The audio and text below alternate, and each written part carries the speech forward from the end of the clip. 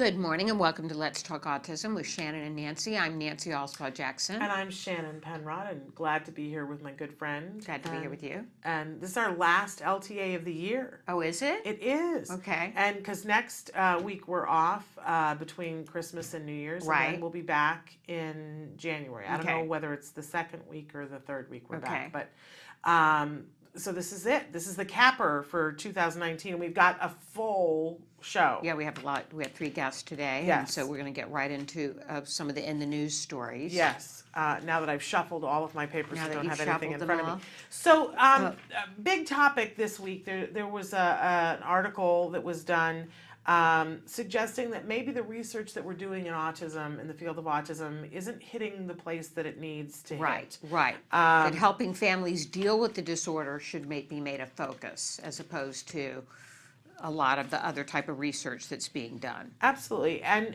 while I think that there are some really good arguments in here, this is Bryna Siegel who has written this, and it got a lot of airplay around. There's a lot of meaningful things here. Yeah. She takes a big shot at all of the genetic testing that's being done about autism, though, and says, this isn't helping anybody. And I, there's a little part of me that's like, yeah, but if we said that about the so many years that they did testing on so many other things that we yielded results. Yes. That kind of thing takes time, and I just want to point that out. But she has some really good points about the fact that, more research needs to be done about what actually helps individuals who are on the autism spectrum, what actually creates the progress. I must say, though, I love a chance to toot Card's horn anytime. A lot of the different things that she addresses in her list of things that she would like, Card is actually doing research on those things, and the Autism Research Group has spent a lot of time doing research on exactly the things that she's talking about. I don't know if she's privy to some of the things that Autism Research Group has published, and of course there are studies that are being done that aren't published that she wouldn't know about, but I was sort of I felt a little tingly in a good way to realize that the things that she was saying, that at least ARG is already doing, and maybe other people are too, and we don't know. Right. So things like knowing when should we switch from going to core academics to life skills? Like at what point does that happen, and what abilities do we section and say they should be? Because right now, who knows, right? At looking at, what order do we teach lessons in? Are they really purposeful? Do they really have an impact? Which educational behavior and milieu techniques work best? And which of the symptoms they best address at which ages? Right. Which is exactly what CARD has been working on in terms of phenotyping autism. I don't know if our viewers know, but CARD has been able to segment out, because of the number of kids that they treat, and identify 7 distinct types of autism, and to see that the learning path for those 7 different are very different, vastly different. Right. So anyway, I thought that was a little interesting. Right. She apparently has a book called The Politics of Autism, which sounds like an interesting read. Doesn't it? Yeah. We actually have had a author of a similar book on the show, but looking at autism and politics in a very mainstream way. Very interesting interview. Then we have a story about a trike that's missing for a young boy with autism, but this trike was designed so he could use it into adulthood, and it's a very, it's a big trike, and I can't imagine why someone would steal this. It was taken from their apartment in Linwood, and Washington. The bike, and they've put out a call to say to people, if anybody has seen this bike, I'm sure that somebody looked at it and thought it was cool and didn't realize in their desire to possess it what they were doing to another individual on the planet. So the Linwood Sheriff's Office, the phone number for them is 425-407-3999 or 425-388-3845. They're asking for any information that will help lead to the return of this trike. And I don't know, but I thought, let's put it out there and maybe somebody will see it. It was stolen from Keeler's Corner apartment complex in Linwood. There we go. Linwood, Washington. Yes. And then we want to end on a feel-good A story. heartwarming story, yes, about a little 6-year-old Texas boy who loved everything about Santa, but he happens to be blind and have autism.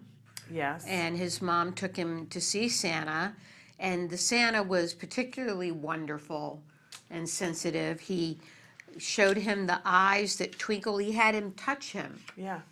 all over his, characteristic parts that the little boy wanted to see or Yeah, he said, experience. You let him touch his hat, let him touch his face, and he asked the little boy, what would you like, he said, I want to touch your twinkling eye. Yeah. Isn't that sweet? So sweet. And I just, every year we do our Sensitive Santa at Autism Live. Right. And of course, I think those of you who watch the show, if there are little ones in the room, distract them for a moment.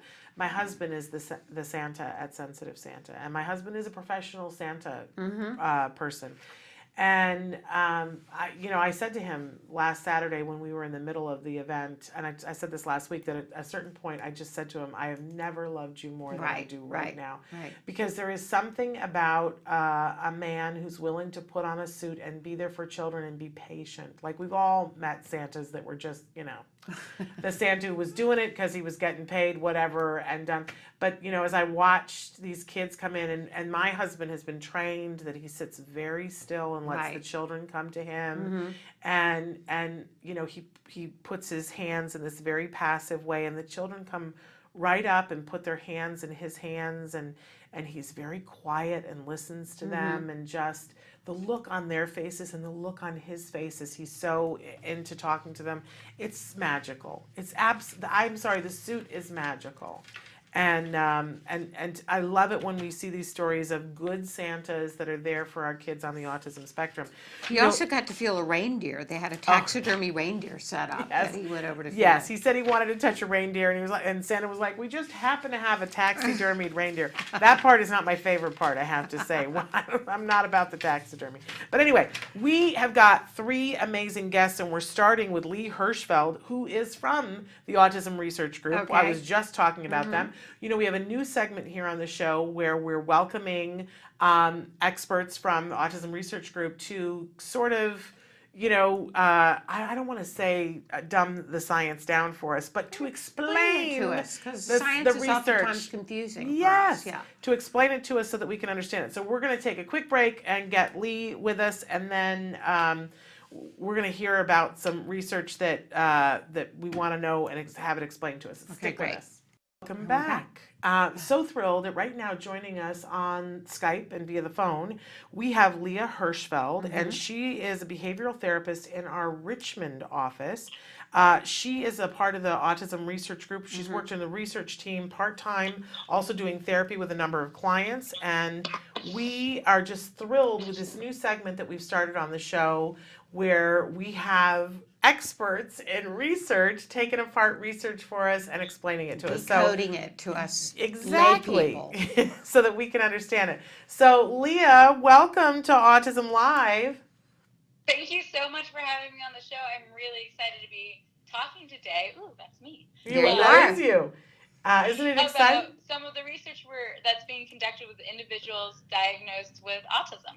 Well, talk to us. You had picked something you wanted to talk specifically about. Tell us all about it. Great. So kind of to jump in, the article that I chose is one that every few months the research team puts together summaries of a few recent and exciting articles. So this is one of those articles. The summary will be going out to CARD supervisors, I think, in January from our team. So this is also something Karen did for y'all, I think, last month in the same role, and she's a project manager on the research team, and I'm a research assistant. That's awesome. Thanks. We're pretty stoked about it. So tell us all about it. So the article I'd like to talk about is by Greg Strummer and his team. They examine different forms of attention and how it functions as a reinforcer for problem and alternative behaviors. Which already you've lost me. So. I'll go into it more, no worries. Okay. So Stromer and his colleagues developed what they called a rapid assessment of attention types. And they implemented it with their participant who's 13 years old and was diagnosed with ADHD and ASD. So it's pretty much a functional analysis. They're trying to figure out what's going on with why this child is presenting the behaviors that they are, and if different types of attention are are encouraging that type of behavior and that reinforcement for them. So for this assessment, they divided the room into 3 sections. 2 included an attention type, and 1 was no interaction. It was a control area. So the attention types were randomized and included 2 negative attention types and 2 positive attention types. So the negative attention were SCs like don't do that and answering perservations. Perservations are questions that were asked and answered previously. So if the participant repeatedly said, is it 4 o'clock yet? Is it 4 o'clock yet? Is it 4 o'clock yet? The therapist would respond every single time, it's not 4 o'clock yet, it's not 4 o'clock yet, it's not 4 o'clock yet, and just kind of repeat the exact kind of thing that the child was saying to them. The positive attention that they chose were praise statements, so something like good job, and positive physical contact, such as a pat on the back. So they did this assessment 3 times, and they had each attention type compared to the other attention type, along with that no interaction area, to see what was the most reinforcing for this child. After that, the authors conducted a treatment session that included functional communication training and planned ignoring. So the FCT, that functional communication training, they were training the child to use a vocal verbal cue and then also give the therapist a picture card in exchange for the attention types that that child wanted. So based on the results of that rapid assessment I explained before, where they had that 2 different attention types and that control, the 2 attention types that co-occurred with the fewest behaviors was this negative SD, the don't do that, and the positive praise, the good job. So what this looked like is that the authors would include those options in the treatment plan. So if the child picked up the don't do that card and then touched the wall, I have one behind me, perfect. Then the therapist would say, don't do that, don't touch the wall, you can't touch the wall like that. And if the child presented the good job FCR and started interacting with a game, the therapist would then say positive attention, like, good job playing that game, you're so great at that game. So the participant ended up actually consistently choosing that negative SD, the don't do that, for their functional communication training over and over and over again.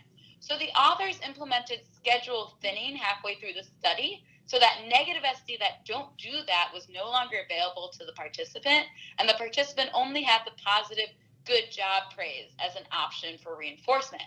The authors actually had to implement a time out from intention procedure because the behavior rates rose so much after implementing that thinning schedule. So the child was increasing his behaviors because he didn't have the type of reinforcement he actually really wanted.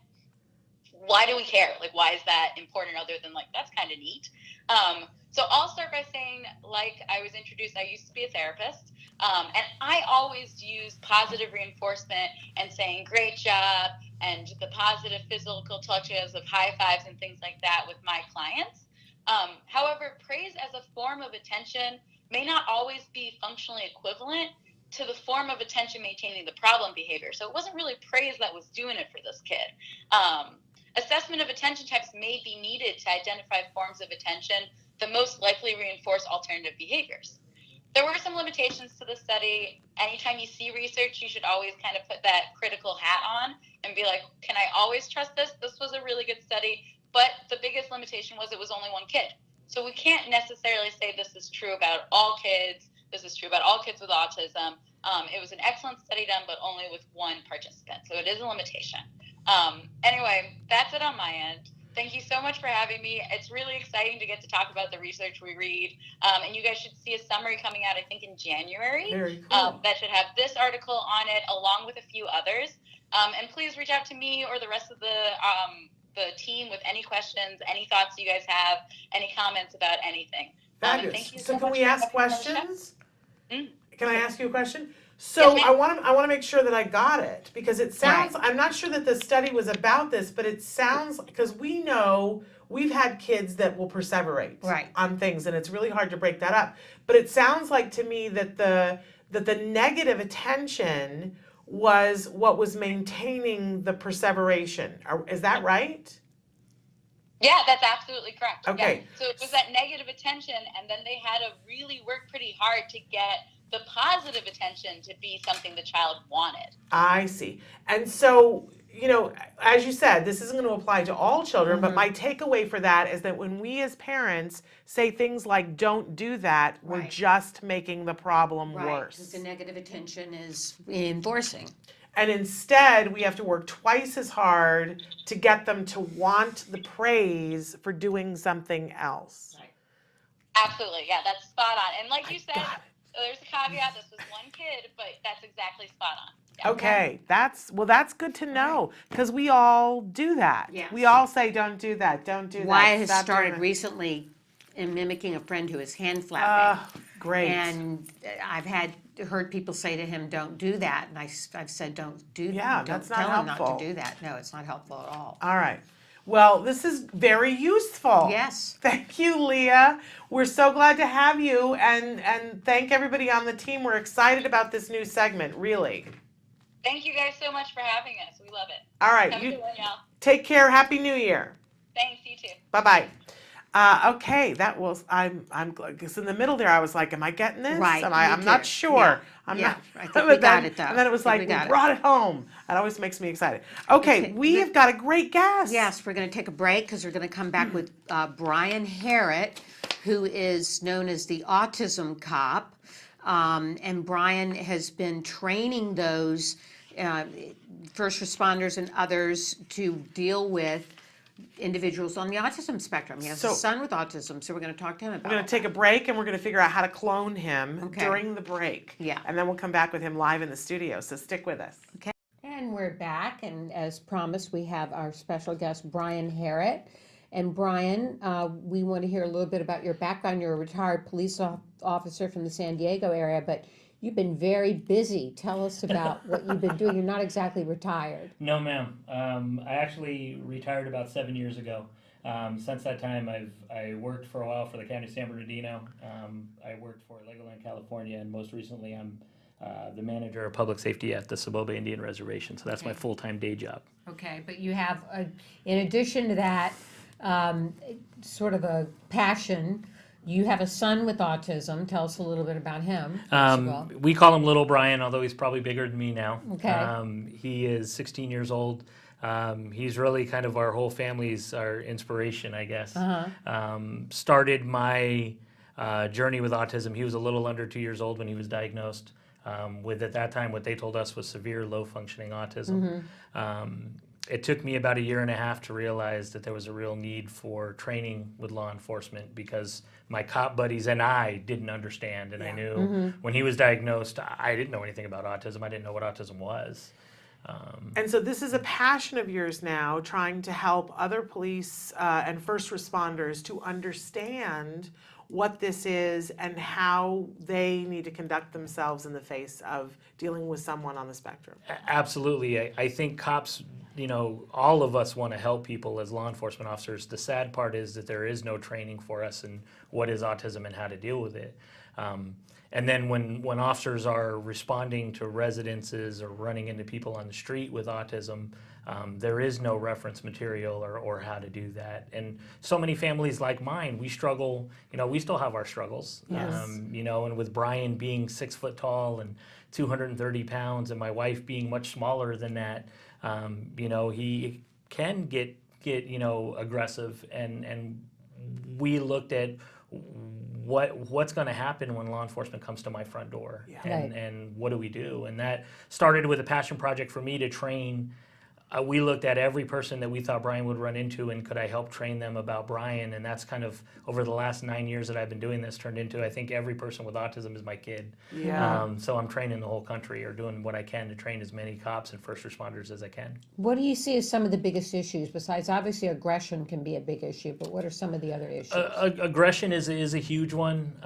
What it really comes down to is for cops is what are their options? I mean, it's one thing for the younger age children, it's the elopement issue, it's them getting away. But when you get into, you know, when they 16, 17, or even adulthood, it's what do law enforcement do with somebody with autism when they're having a meltdown or when they're in a crisis situation? Because there really isn't a magical place to take people to calm them down and bring them back, and it's really just a lack of knowledge of what autism is and what resources are available and what can they do in the field to kind of handle a situation, because there are no resources. Absolutely. And there's two sides to this coin. On the one hand, there's, informing the police and first responders about how to behave. But then there's the other side that as part of the autism community, we have a responsibility too. What do you see that you wish the autism community knew about dealing with first responders? It's funny that you say that, because when I go out and I teach an agency, what I usually do is I hold a free night with that agency, whatever state it is, whatever city,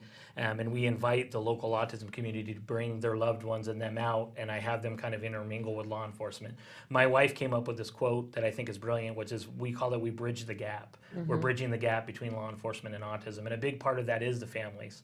And when I talk to families and I do that family presentation, it's teaching them, one, I want them to understand what a police officer, when they first get to their house, what their perception is and how they're seeking control, which for a lot of families, and even my own, there's some times where we don't have control. Right. So when you have a law enforcement officer step in your home and he's trying to get something that you as a parent can't even attain, it's a very stressful situation even for the officer. So I try to give them some insight into the officers, and I also try to let them know that officers don't have any training. And it's really hard for cops, because we really can't show up at things and say, hey, I don't know what I'm doing. Right. You have to know. Yeah, you have to know what you're doing. And if you don't, you have to fake it. Right. So what I really want parents to understand is, if they approach it the right way, and I give them some tips on how to talk to cops, the cops will gladly accept that information. It's just how it's brought to them. Well, tell us a tip. What can we do? There's several. I think the first thing is disclosure. I think is the most important thing for a family. Okay. Is how do you get that disclosure? If they're there, it's even yelling, hey, he has autism. He has autism. He has autism. If it's carrying some sort of ID card that says, hey, I have autism, these are tips. Registries. In San Diego County, we have the Take Me Home program, we borrowed the name from a gentleman named Jimmy Donahoe in Florida, but that Take Me Home program provides all that information to law enforcement before they even get to a residence. Okay. That disclosure, I tell parents, go to your local police station, and then people listening, do that tomorrow. If their local law enforcement don't know, wherever they're at, go to the police station with your loved one with autism, ask to talk to a sergeant. When they come up, say, hey, this is my loved one, we live in your city, I want you to know this is where we lived, this is my loved one, he doesn't like loud sounds, he doesn't like bright lights. If you see him, he sometimes takes his clothes off. Whatever those situations are, let law enforcement know before it becomes a problem. Same thing with your local firefighters. Go knock on the firefighter's door. Tell the firefighter, same thing. Yeah. Because you want them to have that information before they get there, so they know they're not dealing with somebody who's on drugs or somebody who's got something else going on, and they understand what they're dealing with. I gotta say, we did that when Jem was little. Did you? Our ABA, we went to the police department and we went to the fire department. We took a field trip and went and we called ahead, and they all said, come, but know that if something's happening, we'll ask you to come back another time. Right. And we toured. He got to put on the jacket and sit in the fire truck. He was thrilled and was never afraid of a fireman after that. The police, it was a little dicier because I made a mistake and I took him to the police department. Then another time when they were doing their haunted house fundraiser, and he associated it with really scary stuff, and that was hard to change. But he was happy to talk to the police officers outside the police station and had no fear of that. And I thought that was a really but I didn't come up with it. Our team said, let's do this. This is a really important thing. And there was another, you brought up a fact that it was just a phone call I received yesterday from a school resource officer down in my area, who told me that he was involved in an incident with a child with autism who's going to school, and he had never spoken to the parents. And that's another thing I teach is if you have children that go to public or charter school in a city, just about every department has school resource officers, and you should know who they are. And you should take the time for you as a parent to meet the school resource officers, and then have them meet your loved one and say, hey, this is what upsets them, this is what calms them down, this is what a meltdown looks like, this is how we bring them out of one.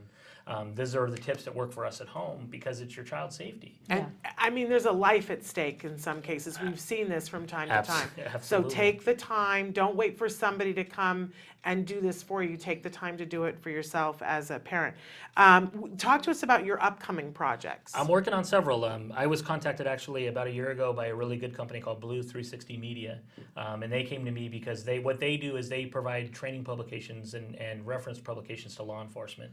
And they reached out to me and said, hey, we saw your website. We really want to reach out to the special needs community and come up with some in-print stuff for law enforcement for the special needs community. And I've had a really good relationship with them. I'm actually in the process of writing a reference manual for law enforcement and first responders. And where would that be distributed? It'll be on their website. We're still at the point now where my editors, I love my editors to death, but they're digging through it. And they're trying to do that. I'm also working on doing some search and rescue, a search and rescue manual as well because of the elopement issue. Right. I've done a lot of presentations for search and rescue, and I've also done quite a bit for hostage negotiators. Really? Because Hostage- what it's turning into for law enforcement is when you have a 17, 18, 19, even an adult with special needs who's in a home and being aggressive, that's not the police jargon. If they're in there alone, we call that a barricaded subject, or Right. a person that's violent that's in a home. So how do they communicate with them? And they're coming to me because they want to learn. Right. Because how do you communicate with somebody who, based on their special need, it's a communication disorder. Right. So if communication is so critical, how do they do that? So I'm working on a search and rescue thing. We're also working on some tips and tools that we can maybe give officers in the field to help them out. So I'm really excited to work with Blue 360. I think it's going to be a great thing that I know officers want to have. Okay, very exciting. Tell us how we can reach you, or how anybody in the public can reach you if they're interested in The learning easiest way is to go to autismcop.com. That's my website that's been put together. That's on there. It's got my phone number on it. You can go through there. I also have a Facebook page. If you go to Autism Cop, you can follow me on there. But I have my phone number, my email address are out there. My wife, my family are very supportive of what we do, and they understand what we do. So I get phone calls all the time, and they know it kind of takes away from some family time, but we look at the bigger picture of who we're helping out. Right. So Okay, well, the website's the number one way. Well, it's great work you're doing. We want to thank you for it. Absolutely. Thank you for- Encourage people to have you come and do an event. Absolutely. I mean, if it's local, I don't charge anything for family events. If they're local, law enforcement agencies is where I really, it is something I charge for, but I'm sure there's a lot of people that watch your show that will look at it that have uncles, brothers, friends that are law enforcement, and if they haven't been trained, it's really a matter of you got to have the right people trained. Absolutely. What a lot of people don't know is currently in California, at least, law enforcement officers, there is no requirement for training on autism. And of the special needs training they get, which the last time I checked, I think was 4 hours of total training, there's one question about autism. So those officers leave. And now when many moons ago, back when I say cops rode on horseback, when I started my career 19 years ago, there was 90 minutes of training. That was it on all special needs. And most of that was on blind and deaf. There wasn't anything on autism at all. Well, and it's scary because we've seen time and time again that there is training for first responders on dealing with a drug addict, because we have a huge drug problem Absolutely. in our country, and so they're given training on that, which means that they've got it uppermost in their mind when they come to a site. They're looking and trying to identify, do I have a drug addict? Right. Which often can, if you aren't aware of the other, Right. a person with autism can be Can present that mistaken way, right. as being and we've seen terrible things happen as a Yes. result of that. From, there's the video of the kid playing with the string, and the law Arizona. enforcement, yes, and the law enforcement person who had just been trained in recognizing drug behavior, God bless him, because I'm sure, if somebody just says to you, white elephant, white elephant, white Right, elephant, and right. you walk in a room and you see something big and white, you're going to think white elephant. Right. And this poor kid is playing with the string, but he saw a drug addict. Right. Right. And it had terrible, at Consequences, least yeah. he survived. And in but that traumatized. video, he gets out of the car, and the first thing he says to the officer, or the officer says to him, is, "What are you doing?" And he says, "Stemming." Yes. Yeah. That officer had no idea Yes. what What even that stemming meant. None. was. Yeah. No idea. And that's one of the things I teach is the word meltdown, the word stemming, the word fascinations. What do fascinations mean? What are negative triggers? Yes. Those types of things officers need to know. Yeah. A lot of those calls that you're talking about, though, with the public, it's what does the public perceive? Now, we are parents of children with autism, so you, like me and my wife go out, we can spot somebody with autism a mile away, and we know the behaviors.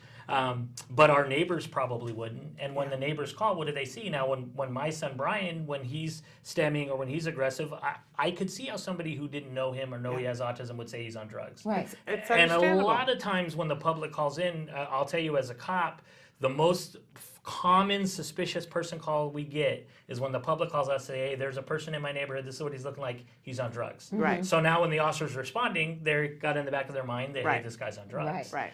So a big part of what I try to teach too is cops really kind of slowing down. Yeah. You get taught really quick in law enforcement that you have to go fast. You make decisions, your life and death decisions, everything is fast, fast, fast. What I try to teach them is slow everything down. Yeah. I want you to park in your car and look at that person for a while. That young man who was stemming with the string. Yeah.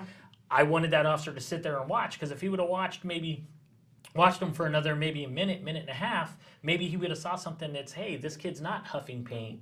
Maybe this kid's got some kind of issue or other type of issue. Right. But we're so used to and ingrained in going fast, but everything with autism is go slow and be patient and de-escalate and sensory and all of those other factors that go with it. And that's totally against what cops are trained to do. Yeah. Yeah, well, I'm glad you're here, and I'm glad that you're out there training people. Again, it's autismcop.com, Yes, ma'am. correct? Yes, ma'am. And that's where you can reach him, invite him to come to a family event, and call your local police department and say, do you have the training? Because if you don't, here's this guy who will do it. And most of them know. California, at least they do, and across the country. I've been numerous states across the country. And if a family wants to bring it or a parent wants to bring it to the local department, have them get a hold of me, I'll help them. There you go. I'm more than willing to call the department and say, hey, this is a group that's looking at doing this. Can we make this happen? There you go. And I'm more than willing to do that. And you're one of them, so I'm sure that they appreciate that. That's, I think, what makes it successful is I think what makes it successful for cops is I actually open up for the first half hour of talking about when we learned Brian had autism and me being depressed. And I talk about the divorce rate amongst families of kids with autism. And I talk about how I couldn't talk to my wife about it. And I still struggle with talking about it, to be honest with you. I can talk about Brian in a room full of all kinds of people, but if you sit me aside and talk about him, I struggle with it. How is Brian doing now? He is phenomenal. They say he's still nonverbal, but actually just yesterday he told my wife Linda, I'm talking a lot lately. Oh, that's great. And he kind of pitched it together. But he is phenomenal. I have three wonderful kids. My 19-year-old son Vinny, does a great job with Brian and has been there with Brian through epilepsy and shares a room with him and does all that. And you guys have met Izzy. Izzy's awesome. Right. Yeah, Izzy is, like I tell people, is the best little sister a child with autism could have. So I have a great family. My wife gave up her career, gave up her life to really kind of take care of my kids. And I'm indebted forever for that, Okay. I mean, Awesome. I have the easy job. She's got the much tougher job than me. But it's wonderful that you're paying it forward. That's I'm an trying, amazing thing. trying. Okay, Well, thank you, Brian. autismcop.com. Thank you guys for having me. I appreciate Thank you. it. Now we're going to take a break, and we're going to come back. We have yet another guest. Gabriel Kaplan-Mayer. Yes, and so that's going to be wonderful. Okay. Don't go anywhere. And we are back, and as promised, we have another guest. We have Gabrielle Kaplan-Mayer, who's an experienced educator, author, and speaker. And at the Jewish Learning Venture, she works as director of the Whole Community Inclusion Program and leads disability awareness programs for the Philadelphia Jewish community. Welcome to the show, Gabrielle. Thank you. It's so great to be here with you both. And should we call you Gabby or should we call you Gabrielle? Which would you prefer? Everyone calls me Gabby, so that's great. Okay. And we were talking before we started that I remember you. Neither one of us can remember. I think you've been on both this show and the radio show that I used to do, Everyday Autism Miracles, that we had you on talking about you had a children's cookbook that was absolutely amazing. Well, that I still remember because it was so cool, and you talked about the sensory experience of it. So everybody can go and check that out too. But as we were saying during the break, Gabby has been busy. There's no moss growing under Gabby's feet. Gabby's been doing a lot of different things.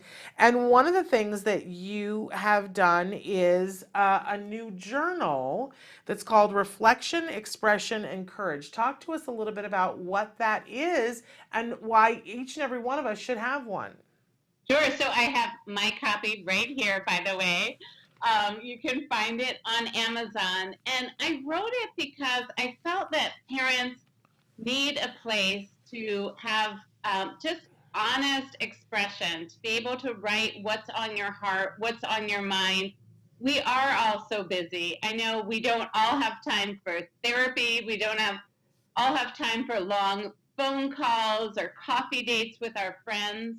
But I found for myself when I have 10 minutes here, 5 minutes there, maybe 15 minutes to exhale a little bit, notice what I'm feeling, and reflect on my journey as a mom parenting a son who's almost 16, who has autism and an intellectual disability. It's extremely healing for me to be able to reflect on both my challenges and my blessings. It's easy for me to write. I write all the time, but I know for a lot of parents it might be hard to know where to start. So I created a journal that has different prompts that will guide you into thinking about, as I said, the blessings, the support that you have, as well as just, the honest feelings of struggle that we all go through.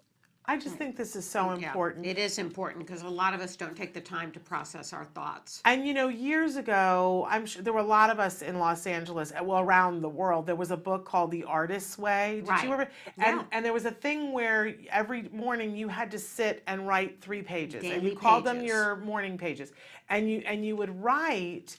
And it was such a mentally healthy thing, and so much would come out of it. That dreams that you had, things that you wanted to do would come out of it, and I, for one, as an autism mom, have gotten really far away from that. Right, so what a wonderful gift to the autism community you have created, Gabby. Thank you so much. Yes, I really relate to that, and I have a morning routine where I try to get up and also begin my day. I aim for like 10 to 15 minutes of writing. And if I aim for doing that as a daily practice, it happens 2 or 3 times a week maybe. But I also just keep the journal in my purse because sometimes it's that like sitting in the carpool line at school pickup or waiting before a doctor's appointment. You never know when you might have time, but it just feels so healthy to be able to share what's on your heart, to put it into words. And the other thing is that I think that sometimes people prescribe to us what our story is. Others might think our lives are sad or only challenging. And I might want to write about the joy in my parenting experience and just having the permission for you to be in the seat as the writer, the one telling your own story. Now, you have another book that, while it doesn't have a direct connection to autism, you said that there are some things that came out of that are somewhat connected. Can you tell us about The Little Gatecrasher? I can. I've got that right here too. So The Little Gatecrasher came out in 2016, and I've been doing a lot of book talks about it. It's a memoir of my great uncle, Mace Bugan, who was born in 1915, and he had dwarfism. He was 43 inches tall. I remember him as an incredible, friendly, outgoing, really fun uncle.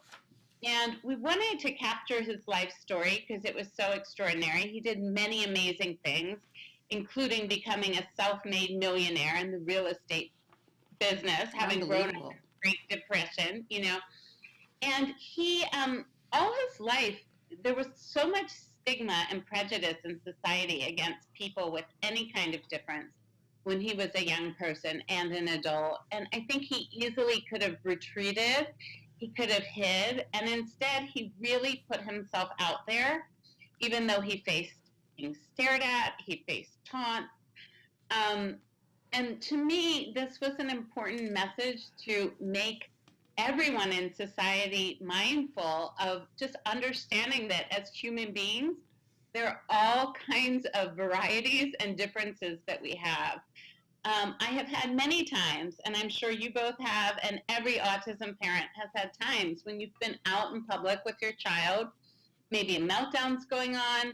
Maybe it's just, for me now, my son is almost 16. He's 5'11", but I'm holding his hand. If we're crossing the street or we're in the grocery store, he needs my guidance. And it's amazing how people feel free to stare at you as if you're odd or they don't understand you or your life. And, it doesn't take a lot to stop staring and to simply smile at someone.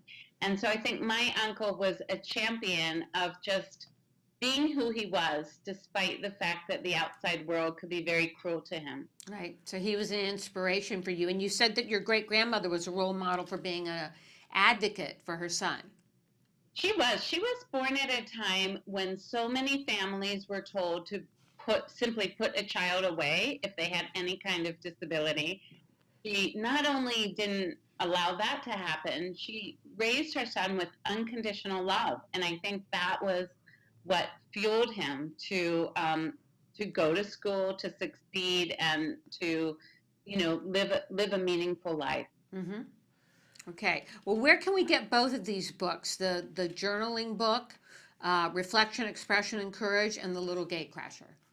So you can find them both on autism. You can also go, I have a website, GabrielleKaplan-Mayer.com, and I have links to all the books there. So please check them out. Okay. Thank you so much for all the work that you do.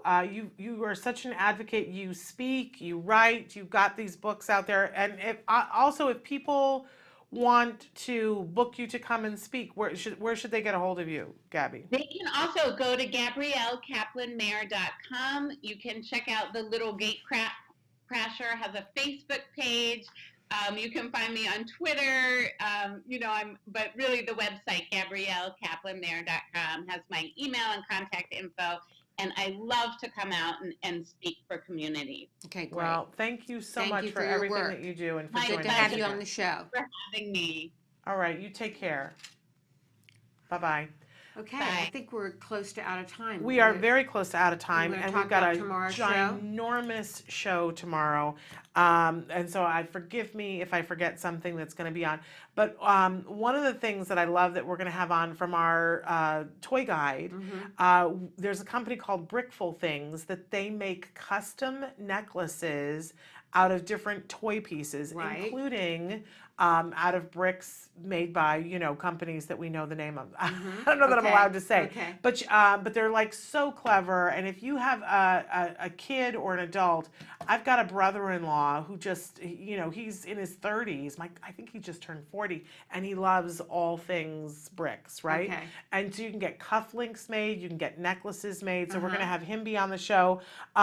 We've got Bonnie Yates, of course, answering questions. We have a wonderful gentleman who's going to be on with us talking about another venture that where they've taken a business and they've employed people on the autism spectrum. Okay. So we're thrilled to talk about that. But then the big thing on the show tomorrow that I really want to put forward, Dina Kimmel. We love Dina Yes. Kimmel from We Rock the Spectrum. There's a couple that have owned the Glendale We Rock the Spectrum gym for a long time. Deborah Portney and Michael, and I can't think of what Michael's last name is, but they're amazing autism parents. Such an amazing story that they have for themselves, and they created this We Rock the Spectrum in Glendale. I've been to the location. It's a beautiful, beautiful gym, and its particular focus is teenagers. They have Okay, things great. very specifically for teenagers. It's so Yeah, because some of the awesomely We cool. Rock the Spectrums have them for younger kids. Yes, but this one is specifically for teenagers. They have equipment that is meant for teenagers to work out on, and they Great. have like a surfboard table where they can have parties. Oh my gosh, it's so much fun. And the landlord, out of nowhere, has just decided to double their rent. And I'm double their rent. Now, this incenses me. And they have gone to the landlord and said, hey, we understand an increase, but double? Doubling is And ridiculous. they said, and they were logical and said, hey, I mean, we can't really afford that, and you've Right. given us almost no time, and you know, can we negotiate it all? And his response was, no, I would rather have it sit empty for a year and get that rent than to negotiate with you. So is there anything to be done about Well, this? I think there is something to be done about it, and so they're going to be on the show tomorrow, and they're gonna talk about some of the things that they've got in place and ways that we can help them, and ways that we can use our voice to say this isn't right. Right. You know, there are just times when we all need to stick together on certain things, and this is one of those times where I feel very clear that they're pushing these folks around because, you know, they think they can. Yeah. And we can push back as a Okay. group of people. So they're all going to be on the show. Dina's going to be here. Michael's going to be here, and we're going to talk about what's happening and what we can do about it. And I'm incensed that this is happening, but I'm thrilled that we're going to be able to move this dial and make something else happen. Okay, good. Because this cannot happen. All right, Good. we're totally Okay, out of time. But so glad to be here with So you, glad my to be friend. here with you, And too. we'll see you again in 2019. In 2019. Can you believe No. that? Amazing. That is cray-cray. I know. But thrilled to have had another year under our belt Yes. together, my Yes. friend. I appreciate you. Okay. All right, we'll see you tomorrow. Until then, give your kiddos a hug from me. And yourselves a hug from me. Bye-bye for now.